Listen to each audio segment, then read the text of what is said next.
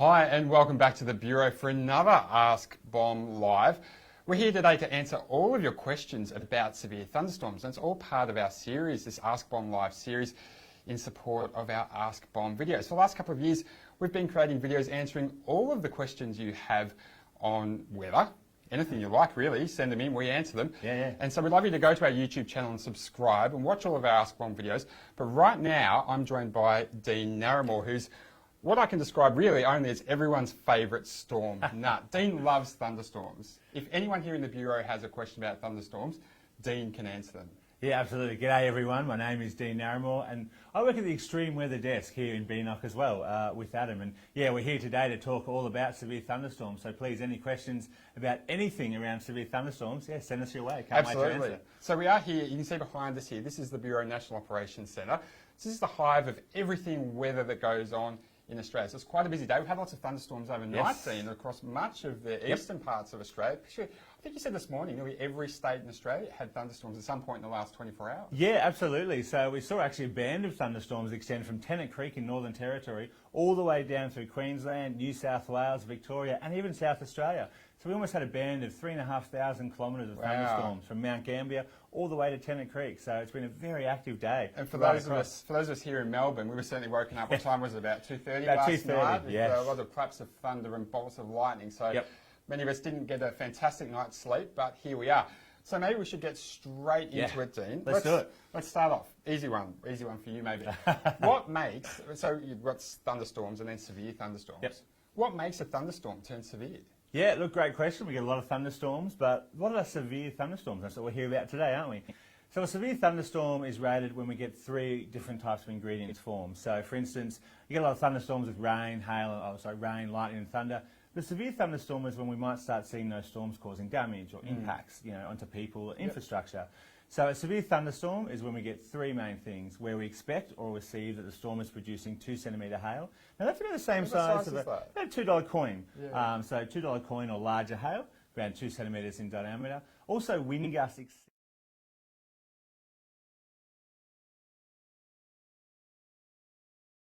You're happy to stick your head out the window, you feel that wind rushing, don't do that, by the way. Safety exactly first. Right, of course. But if you did, that's the kind of wind speed we're talking about. So it's the kind of wind speed that's going to blow branches off trees and do a bit of damage if you feel those wind gusts. So a lot of things we've seen, once you get winds at or in excess of 90 kilometres an hour, you'll start receiving some damage. Now the third one is heavy rainfall. Now obviously a lot of storms have rainfall, but this heavy rainfall is when we start flooding roads or creeks and means that you can't cross the road, and driving through flooded roads is an issue. So a severe thunderstorm is when 2 centimetre hail, where we get wind gusts in excess of 90 kilometres an hour, and rainfall leading to flash flooding for an area. Yeah, I'm going to throw one of my own questions at you here. And one of the questions that I get asked a lot as a meteorologist is, why don't we warn for lightning? I mean, every thunderstorm has lightning, some has more than others, and that's what can make a thunderstorm appear really significant or severe, but actually we don't warn for lightning, do we? Yeah, no, that's exactly right, because the thunderstorm, every thunderstorm has lightning, and it's funny, a lot of people are kind of more scared of the thunder than the lightning. They kind of hear that loud boom and go, oh my God, it's scary. But the lightning, oh, it's pretty and beautiful. But actually the lightning is a slightly more dangerous thing than thunder. But yeah, if we warn for lightning, we'd be warning for every single thunderstorm. And while lightning can be dangerous and deadly, especially if you're out and about in it, obviously the great thing is if you hear thunder, if thunder roars, just go indoors. That's right. But yeah, the reason why we don't warn for that is because every thunderstorm has lightning. We're kind of focusing on thunderstorms that are really going to start causing damage or impact your life. Okay, severe thunderstorms. Yes. What time of year do we normally see the most in Australia? Yeah, good question. Look, right now, there's thunderstorms right across the country. We've currently got severe thunderstorms right now through Victoria and also parts of New South Wales right now for damaging winds and heavy rainfall and possibly hail as well. But our peak season really is in the warmer months, so that's from around September all the way through to around March next year, so pretty much when the footy is not on, really across much of the country. So cricket season is normally storm season. We do need that warmth and also the humidity that comes with the summer months. So although we can get severe thunderstorms during the cooler months, during the winter in southern Australia, and they're most likely with cold fronts as they cross the southern parts of the country, really we need that humidity and we need that heat that comes with the sun as the sun moves down from the northern hemisphere overhead into the southern hemisphere. That's really all the energy we need for thunderstorms. Now I've got a really good question here from Michael. This is going to test you, Dean. Ooh. Thanks for the question, Michael. Why do systems from the west always seem to dissipate over Melbourne and then regather on the eastern side? Do you have a good answer? Yeah, that is a very interesting question. I like it. Throw them at us. It's great. So I assume by systems you mean bands of thunderstorms, bands of fronts and things like that. And I think you'll find in most cities it feels like the storms always go around us or don't impact us. You know, whether you're in Sydney or Perth or even out in the outback as well. But look, the main reason is so when the storms come in, depending on timing as well. So you really need the storms and the front timing to come right at max heating. Talking about that energy we were talking about earlier. Max heating, you're talking about like when peak the sun's like directly overhead, so that early afternoon. Yep. Yep. Yeah, so we're talking about that kind of almost mid-afternoon, so the most energy in that atmosphere is around 3, 4 or 5 o'clock during the afternoon. That's when you get most sun hitting the land. Now, normally what happens to the west of Melbourne, we have the plains, so the You Yangs and the flatter area, so the sun heats up in that part of the world, so temperatures are actually a little bit warmer. So there's a little bit more energy in the atmosphere there, so the storms will erupt and blow up there. And as they move to Melbourne, we've got the Port Phillip Bay. So you can get a lot of, especially early in the season, this time of year, the water is very cold. So any air that comes in off the bay actually has a lot less energy and is a lot colder and actually kind of kill the storms. But then once you move through Melbourne, the bay disappears again, obviously to your south, and you get more energy off the ranges. So the Dandenong Ranges actually can act to lift a lot of the air as well with the storm. So they form up over the plains to the west, weaken as they come to the city, which is great if you're doing out and about activities in the city. But then they get a bit of a boost of energy once they get to the eastern side of the bay, especially with the Dandenong Ranges and the ranges lifting the air as they move out there. There you go, Michael. How's that for an answer? I hope that's slightly answered. Notice. I told you there is not one question this man cannot answer when it comes to thunderstorms. This is a good one from Anne. Thanks for your question, Anne. What conditions are required for a regular thunderstorm to turn into a hailstorm? So I guess maybe we're talking about these thunderstorms when we start getting these larger hailstones. What conditions are required when to generate these large hail? Yeah, no, that's a very good question. If you actually went into the thunderstorm in any type of thunderstorm, you'd actually probably find a fair bit of hail well above the ground. So we're talking, 5, 6, 7 k's up, but by the time it comes to the ground, it normally melts and it just turns to heavy rainfall.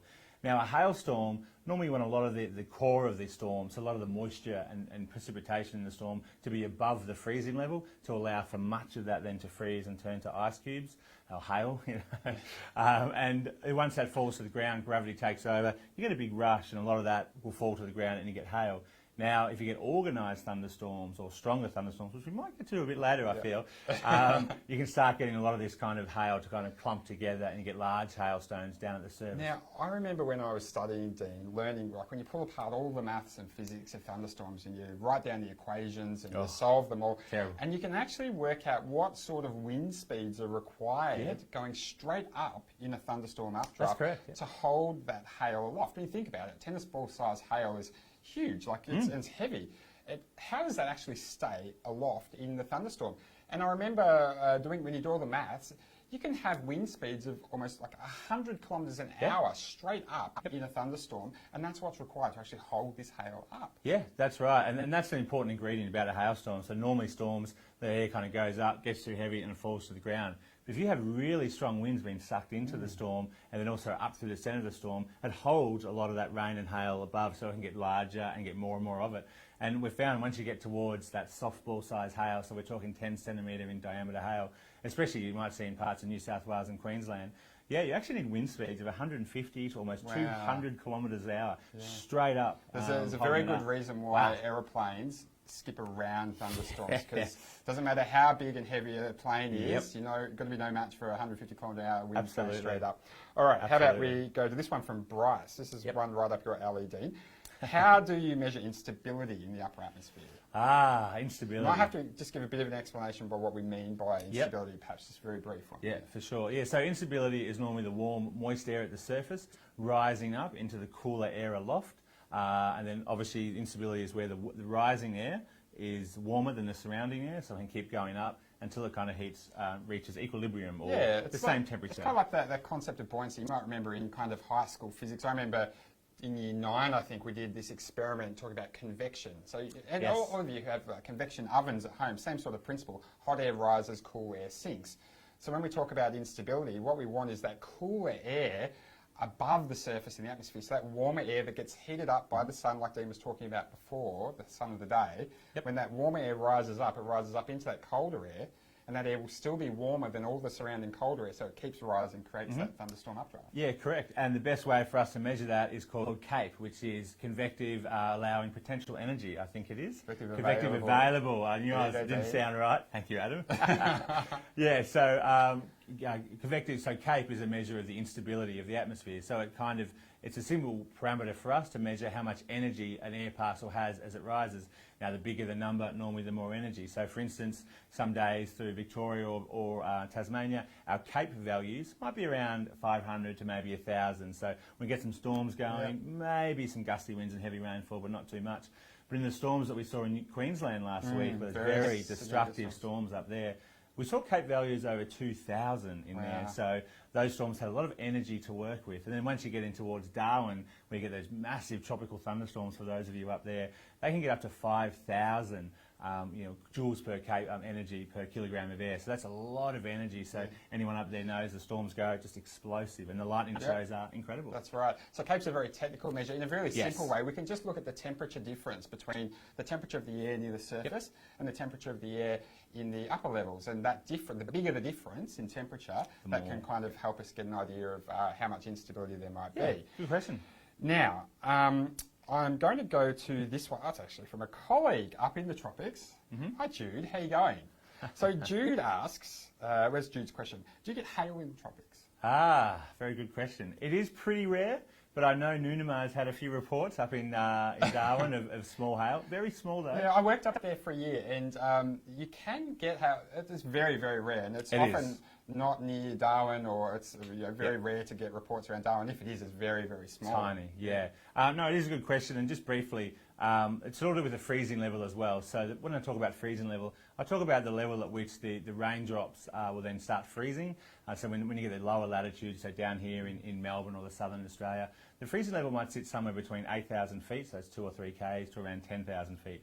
But in the tropics, the freezing level is around 16 or 17,000 feet. That's about half the height of a plane would fly at 35,000. So that's about like we're talking 4 or 5 kilometres. That's right. So the hail's sitting around 4 or 5 k's, and it's got a long way to fall to stay frozen. So of course it's got a longer path down to the ground, which means it's got more time to melt. So it needs to be pretty large when it's up there for it to make it down to the surface as small hail. But it's rare, but it does happen, Jude. All right, let's go from hail to something else that's pretty significant. Tornadoes. Now, I've got a question from Brent here. Brent wants to know, is it possible that one day we will see tornadoes like the USA? Yes, well, we actually do get around 30 to 50 tornadoes a year, but our country is, a lot of people don't live there. Out in the middle of the country where we probably see storms, but unless someone's out there to see it, we don't see it. We've got some really active pockets of storms. We do. Places like Western Australia, the interior of Western Australia gets a lot of severe thunderstorms, but there's a very little population, so if there's no one actually there to see it, that's right, then we actually can't really get a report of the tornado. That's right. But going back over the history, we've seen a few F4s through Queensland back in the 70s or 80s. Yes, I love it. I was hoping someone would pull me up on that. So when I talk about F4 or F3 and you hear these terms thrown around, that's called the Fujita scale, and it's a scale in which we rate tornadoes on the damage that they cause. So, for instance, if you have a tornado go through a paddock, rips up some trees and grass, it might be rated a bit lower, but if it goes through houses, a lot of our houses are rated to a certain wind. So it's the amount of damage that a wind can cause. So obviously the more damage, the higher the rating. Now, the strongest tornado is an F5, or in America, like EF5 now, because they've got the enhanced scale. But we still use the F scale here in Australia. Now, the Bucca tornado, back in the early 90s, I think it was. So where's Bucca? That's just inland of Bundaberg in Queensland. And they recorded an F4 tornado back in the early 90s. We had the Mawela tornadoes back in March 2013, which is in northern Victoria near Yarrawonga. They were also rated around the F3. And also we had the tornadoes through South Australia that caused that big blackout a couple of years ago up through the northern parts of the mid-north. And we saw a couple of F2s there as well. So, yeah, we do, to answer your question, we do get a couple tornadoes like America, but they average around 1,200 a year. And they get a couple of EF5s a year. But they're rare in America as well. But thanks to large population and a wonderful setup of atmospheric conditions, they get them a lot more than we see here. Yeah, I guess there's just certainly a lot more reports, or a lot more eyeballs on the ground. That's it, a lot more phone cameras and eyeballs. And there's certainly, but, tornadoes are more common in Australia than most people would realise. For sure. Now, while we're on tornadoes, let's talk about the thunderstorms that cause tornadoes. Yes. So when we think about tornadoes, you obviously need quite a lot of rotating air. Now, I've got a question here from Sally Ann. Sally Ann says, how does a severe thunderstorm differ from a supercell? Yes, very good question. So this gets a little bit tricky, but we'll try and get there. So a supercell thunderstorm is where every box has been ticked, where every ingredient possible to cause a strong, damaging storm is there. So normally for the 3 ingredients for a thunderstorm, we need moisture, we need instability, which we talked about earlier, is that warm air rising to the cooler air, and also a lifting mechanism, so a front, trough, sea the heating of the day, like you talked about. Heating of the day, and even a mountain, yeah. So once we've got that, we get a storm. Now, for a severe thunderstorm, or sorry, I should say a supercell thunderstorm, which is a highly organised and probably the worst and strongest So what do you version mean of when a you say storm. organised? Yeah, organised means, again, coming back to these tick boxes, it's where every ingredient that a storm needs to form is ticked off in there, readily available. So it's kind of like instead of putting, the cheap petrol in your fuel, you're putting the premium unleaded, That's right, yeah. and It the becomes like piston's a really working, the well-oiled motor. machine. That's right. Has a life of its own, keeps just Exactly right. It chugging means along. everything's working, and when you get a supercell thunderstorm, sorry, a lot going on there. A supercell thunderstorm, you have one more ingredient, and now that's wind shear, Adam. So wind shear is the change in direction with height as you move from the surface through the atmosphere, but also the change in speed with height. So the wind speed we're talking about. the wind speed, is at the surface, maybe let's say 30 kilometres an hour, and then it moves to 50 kilometres an hour, maybe a kilometre above, and keeps increasing. Now this allows the storm to kind of become organised. Oh, there's that word again. Yeah. Like this well-oiled machine. Yeah, well-oiled machine. And it also tilts the updraft and the downdraft. Now the updraft is where all the warm, moist air and energy and rain is moving up the storm, and the downdraft is obviously where it's coming all back down. Now in a normal storm it goes up and down in the same area, which obviously kills the storm. But this wind shear that I talked about, it tilts the storm, so it separates the updraft from the downdraft. And that allows for the storm to continue going along as it sucks in the air and exhausts it out and keeps going and going. So, I mean, that's right. Ordinary thunderstorms, kind of the air goes up and it comes down, and as it comes down, it kind of kills all that air that is going up. So that's why an ordinary thunderstorm only lasts around 30 to 60 minutes, whereas once you get the separation of the updraft and the downdraft, then it can last a lot longer in a supercell. And the other feature that the wind shear causes is the rotation. And that rotation then of the storm itself on the much smaller scale at the surface is then when we start seeing tornadoes form. That's right. It's kind of, and under that updraft, that rotation is occurring. And kind of think of the ballerina when they're skating. They pull their arms in, you tighten it, it spins faster. And the same thing kind of happens under supercell thunderstorms, where the rotation kind of concentrates under that updraft, and then sucks in all the air, and then eventually, after many other things going on there, you get a tornado will briefly come down. And for instance, the storms that we're seeing across the country the last few days, there've been some strong winds and gusty winds, but for those of you in Queensland, they were long track, supercell thunderstorms that lasted many, many hours. And that's because every ingredient you needed for storms was in perfect kind of set up in that part of the world. And unfortunately, we saw those damaging storms there on Thursday. Yeah, we did. Some really big storms up there. So that hopefully should answer Benjamin's question as well, who asked how does a tornado form? Now, I've got a couple of questions. Oh, geez, that's a good one. How about from James here? Does the colour of the storm clouds, e.g. black, blue, brown, etc., say anything about what type of storm it is? That's a good one. I like that one. Yeah, well, I've heard it definitely in some places of New South Wales and Queensland, for instance. You hear the sky's going green. It's going green, it means hail. So normally the colour of the storms comes down to how much the ice content in the storm, but also the angle of the sun and how the sun is penetrating through the storm. Now, at different times of day, you can imagine different angles do different colours, but a lot of the time it just has to do with the composition of the storm as the sunlight moves through it. So generally it's dark blue or black, but so I was thinking you get the greens and browns. Yeah, I was thinking when a thunderstorm might appear brown, you're probably more likely to see that somewhere in interior Australia in the outback where the updraft's picked up a lot of dust. Correct. There's one sucked up a lot of dust in the air that's going up in the updraft, and then so the cloud might have a bit of a brownish tinge. But it is true, isn't it, about the green and the hail? That's not a wives' tale, is it? So it's pretty. There's pretty an element spot of on, truth isn't to it? it. Yeah, that's right. It's again the colour is normally due to the light filtering through the storm and the ice composition. And you're right, brown and reds in that storms are kind of more so late in the day, reflecting through the rain and also getting some dust and also sunset colours in there as well. So you can get some really beautiful pictures, as we all know, from a general thunderstorm anyway. That's right. Moving through. That's normally why. Okay, Dean, this is going to test your technical knowledge here. Chrissy's really got you under the pump here. Chrissy asks, what proportion of severe storms drop a wet microburst? particularly in the Sydney area. Wow, localised as well. I know. Got to get down to the suburb. Get down to the suburb as well. Yeah, hi, how you going? Yeah, look. I mean, I can't answer that. I have no idea.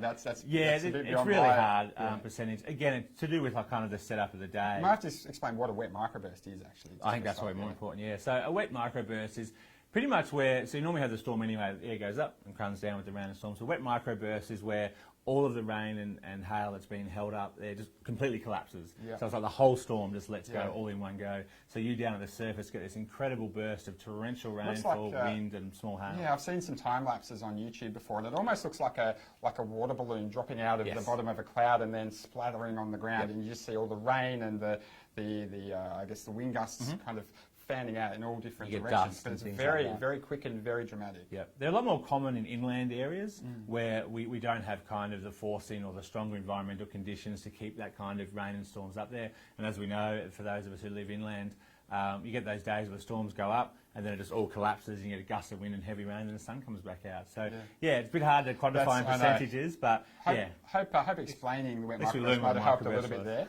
But okay. Yep. We're near almost out of time, but I've got a really good question here. This is right up your alley. Debbie asks, I was out in the middle of the scrub out in the Western Downs and it started raining fish, about 4 centimetres long. Wow. How far do they travel in the air? Yeah. Now, we're not going down the Sharknado path here. They don't exist, no. I guess to paraphrase that question, is it possible for things to get sucked up out of the water in a thunderstorm and travel inland? I have heard of this before. Yeah. So normally that comes from when you see water spouts over the ocean or ponds, or even a tornado if it briefly crossed across a pond or a lake or even a dam. It can pick up a lot of water and any kind of small fish or marine elements that are right at the surface layer of the water. They can then suck that up. And that can go away and be carried for quite a while in the clouds. How long? It depends again on the storm strength and many ingredients. But yeah, sometimes it can happen. Little fish and frogs can be carried. Usually very small animals. But I'm sorry, Tara Reid, but Sharknado, not really a thing. Hate to burst your bubble there. But not at all. No, probably not. It can happen, but it's pretty rare. Sharks, not too realistic. All right, then. I think we have to call it a day there. Thanks for joining me here and answering all the questions. As I said, there is no question that Dean couldn't answer. So this is all part of our Ask Bomb campaign in support of our Ask Bomb videos. Keep sending in your questions to ask us more questions that we can do more videos about. And in the meantime, don't forget to subscribe to the YouTube channel so you can watch all those Ask Bomb videos. We've got the lovely Dean here starring in our latest one, What is a Severe Thunderstorm? There's also a previous one just called What is a Thunderstorm that explains more about the basics. And we'll be back with you in a few weeks' time with our next Ask Bomb Live. So thanks for joining us and come back to us then. Thank you very much. Bye-bye.